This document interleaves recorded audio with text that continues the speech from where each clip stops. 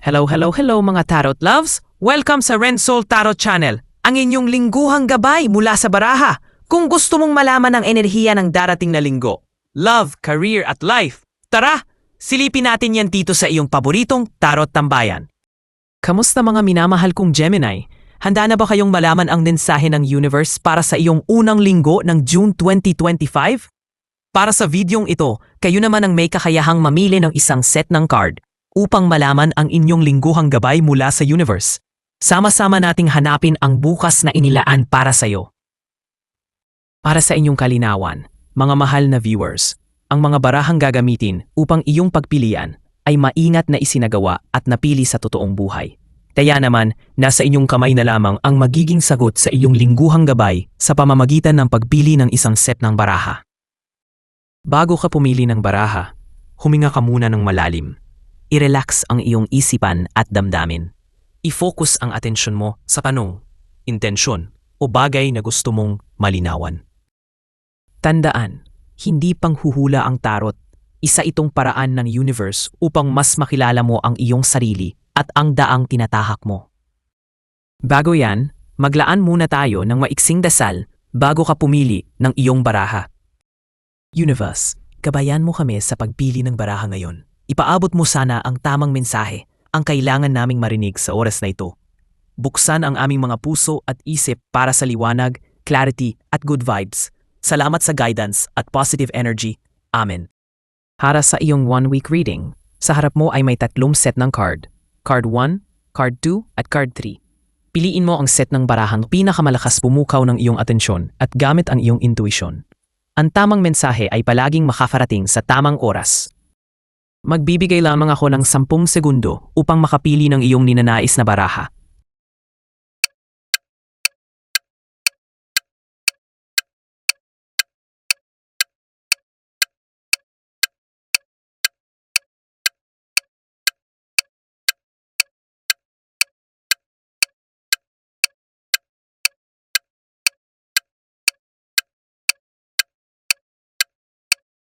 Mula sa puntong ito ay marahil nakapili ka na ng iyong gabay para sa mga araw na ito. Tara, simulan na natin ang iyong reading. Para sa mga pumili ng set number 1, ang iyong napili ay Wheel of Fortune, The Empress, Queen of Wands. Ngayong June 1 hanggang June 7, 2025, Gemini ang hatid ni Wheel of Fortune ay, ang linggong ito ay parang sugal sa sabong. Minsan ikaw ang panalo, minsan ikaw ang nag-aabot ng pamusta. Parang biglang nagka-sale sa universe at isa ka sa unang nakapila. May mga kaganapan na hindi mo kontrolado pero magugulat ka sa mga magandang twist na darating. May mga swerte ring biglang susulpot na parang free taste sa mall. Kung may plano kang ilunsad o desisyong gustong ituloy, maswerteng panahon ito. Kung may plano kang gustong simulan, it's a yes from the universe. Baka makasabay ka sa alon ng oportunidad. Huwag mo lang kalimutang huminga habang sumasabay sa ikot. Payo ni Wheel of Fortune sa'yo, Gemini. Kapag may opportunity na kumatok, huwag mo nang tanungin kung sino siya. Buksan mo agad ang pinto. Huwag matakot magbago ng direksyon. Minsan, ang pag-ikot ng gulong ay para itulak ka papunta sa tamang daan. Sa gitna ng gulong ng kapalaran, nariyan si Empress para ipaalala sa iyo na dapat mong pangalagaan ang sarili mo at ang mga ideya mo. In fairness, balance din ang vibe mo. Sa gitna ng chaos, may pa-reminder si Empress na, Hoy, alagaan mo rin sarili mo ha. Ang creativity mo ay nasa high gear. Perfect time ito para sa mga project, passion, o kahit pag-aalaga ng halaman. May posibilidad ding makatanggap ka ng emosyonal na suporta mula sa isang babae sa buhay mo. O baka may ate of the year na tutulong sa'yo emotionally. O ikaw mismo ang magiging empress sa iba. Loving, nurturing, and powerful. Payo ni The Empress sa'yo, Gemini. Huwag ipagpalit ang pahinga sa productivity. Pareho silang mahalaga. Kung pipili ka sa pahinga o productivity, bakit hindi both? Pahinga habang productive sa paglalagay ng face mask. By the end of the week, Gemini, mas lalakas ang loob mo. Parang biglang bumalik ang dati mong alindog, wit at charm. Blooming ka ulit. Parang nagpariband ng confidence ang aura mo. Ikaw na naman ang star ng group chat. Queen of Wands energy means ready ka to take charge. Pero with charisma, not ego. Ito rin ay senyales ng tagumpay kung may gusto kang i-pursue na personal goal, lalo na kung passion-driven ito. Huwag kang matakot ipakita kung gaano ka kagaling. Kung may gusto kang simulan, abutin, o ipaglaban, kahit extra rice lang, eto na ang moment mo. Ikaw na naman ang life of the party, kahit sa GC lang. Payo ni Queen of Wands sa'yo, Gemini. Magtiwala sa sarili. Huwag kang maghintay ng go signal mula sa iba para sumabog ang iyong sparkle.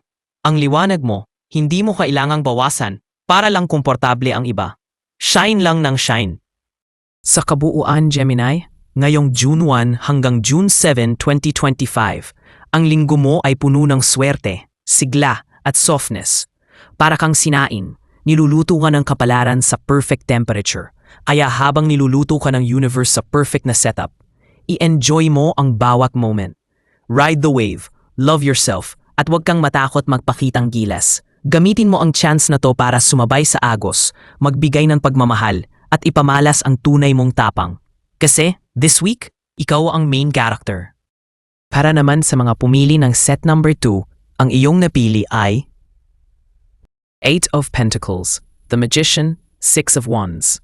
Ngayong June 1 hanggang June 7, 2025, Gemini, ang hatid ni Eight of Pentacles ay ito ang barahan ng sipag at dedikasyon, sipag na may kasamang eye bags. Sa unang bahagi ng linggo, mukhang focus ka sa pagpapolish ng skills mo. Baka nag-aaral ka ng bagong kaalaman o tinatapos ang isang project na matagal mo nang hinahasa. Parang barista na ayaw magkamali sa latte art. Pwedeng may tinatapos kang project o nagle-level up ka quietly, pero proud ka syempre, low-key lang. Payo ni Eight of Pentacles sa'yo, Gemini, ang tunay na galing, pinagbubuhusan ng pawis, hindi lang ng ambisyon. Panatilihing steady ang pace, wag i-fast forward. Slow grind ngayon, big win mamaya. Hindi pwedeng puro vision board lang, kailangan din ng action board. Sabi naman ni The Magician, Gemini, ikaw ang type ng tao na pwedeng gawing business idea ang random chismis. Ngayong linggo, activated ang iyong manifesting powers. Yung mga ideya mong dating mukhang drawing lang sa papel, aba, nagkaka 3D form na. Payo ni The Magician sa'yo, Gemini, kung may gustong simulan, business, hobby, content, kahit love confession, go. Ang universe ay naka-thumbs up sa'yo. Ngayon ang tamang panahon. Ikaw ang human version ng may paraan yan. By the end of the week, may mini victory moment ka. Boom! Appear. Tapos, pwedeng papuri mula sa boss, milestone sa personal project, o simpleng, uy, ang galing mo, mula sa taong di mo inaasahan. Pwedeng project na natapos, boss na biglang nag-good job, o kapitbahay na napansin ang ganda ng halaman mo. Small or big win, win pa rin yan. Lahat ng effort mo this week, may balik. Literal na may pa-appear ang universe sa'yo. Ayon ni Six of Wands sa'yo, Gemini. Celebrate kahit simpleng bagay. Celebrate your wins. Kahit maliit, deserve mo yan. Kahit milk tea lang ang reward. Basta galing sa puso at sa Gcash mo. Solve. Sa kabuuan, Gemini. Ngayong June 1 hanggang June 7, 2025, this week ay parang kombinasyon ng sipag, talino at charisma overload. Trabaho muna, tapos manifest, tapos boom, panalo. Huwag natakot sumubok dahil andyan ang energy ng tagumpay sa paligid mo. Kung ito ay isang teleserye episode, ang title nito ay Sa Galing at Diskarte, Ako ang Bida. Ako si Gemini, hindi basta-basta. Ready ka na bang i-take over ang linggo, Gemini? At para naman sa mga pumili ng set number 3, ang iyong napili ay Ten of Cups, Two of Cups, Two of Wands. Ngayong June 1 hanggang June 7, 2025, Gemini, ang hatid ni Ten of Cups ay this week, Gemini, parang teleserye ang vibes mo. Pero yung happy ending agad sa first episode. Nasa mood ka for peace, harmony, at quality time with people you love. Either magiging sobrang okay ang family bonding nyo, o baka may maramdaman kang, uy, gusto ko na ng pangmatagalan. Huwag ka magulat kung bigla kang maging clingy.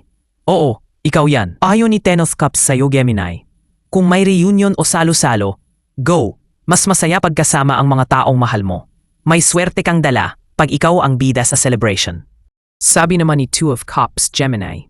Kinikilig ka ba, Gemini? Kasi ang Two of Cups ay love card at hindi ito basta landi lang.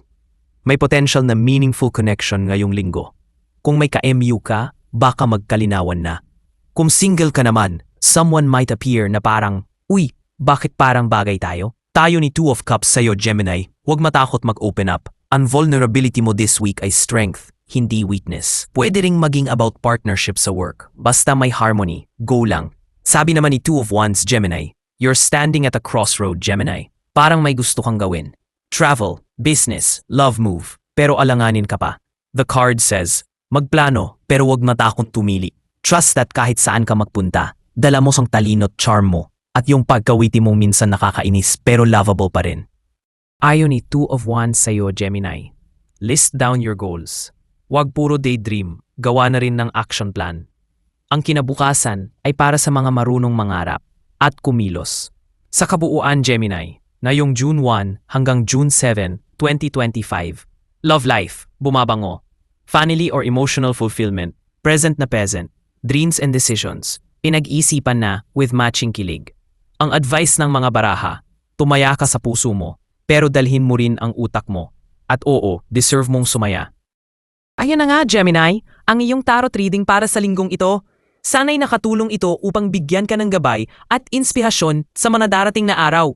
Tandaan, ikaw pa rin ang may hawak ng iyong kapalaran. Gamitin mo ang mga mensaheng ito bilang ilaw sa iyong landas. Kung nakaresonate sa iyo ang reading na ito, huwag kalimutang i-like, i-share, mag-subscribe at i-click ang notification bell para sa mga susunod pang readings. Muli, ito ang Ren Soul Tarot Channel. Maraming salamat sa panunood at magkita-kita tayo muli sa susunod na readings. Ingat ka palagi, Gemini!